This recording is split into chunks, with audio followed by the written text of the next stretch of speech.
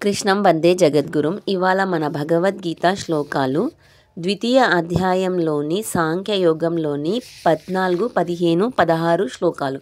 ముందుగా 14వ శ్లోకం. మాత్రా స్పర్శాస్తు కౌంతేయ శీతోష్ణ సుఖదుఃఖదా ఆగమపాయినో అనిత్యాః తాన్ స్థితిక్షస్వ భారత. ఓ కౌంతేయ, విషయేంద్రియ సంయోగము వలన శీతోష్ణములు సుఖదుఃఖములు కలుగుచున్నవి.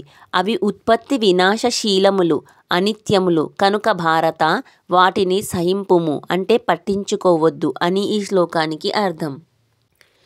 15వ శ్లోకం. యం హిన వ్యతయంత్యేతే పురుషం పురుషర్షభ సమదుఃఖ సుఖం ధీరం సో అమృతత్వాయ కల్పతే. ఓ పురుషశ్రేష్ఠ, ధీరుడైన వాడు సుఖదుఃఖములను సమానంగా చూస్తాడు. అట్టి పురుషుని విషయేంద్రియ సంయోగములు చలింపజేయ జాలవు. అతడే మోక్షమును పొందుటకు అర్హుడు అని ఈ శ్లోకానికి అర్థం. 16వ శ్లోకం. నాసతో విద్యతే భావో నాభావో విద్యతే సతః ఉభయోరపి దృష్టో అంతః త్వనయోస్తత్వదర్శిభిః. అసత్తు అనున దానికి ఉనికియే లేదు. అసత్తు అనగా అనిత్యమైనది అని అర్థం.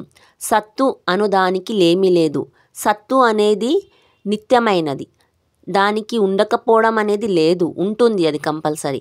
ఈ విధంగా ఈ రెండింటి యొక్క వాస్తవ స్వరూపములను తత్వజ్ఞాని అయిన వాడే తెలుసుకుంటాడు అని ఈ శ్లోకానికి అర్థం.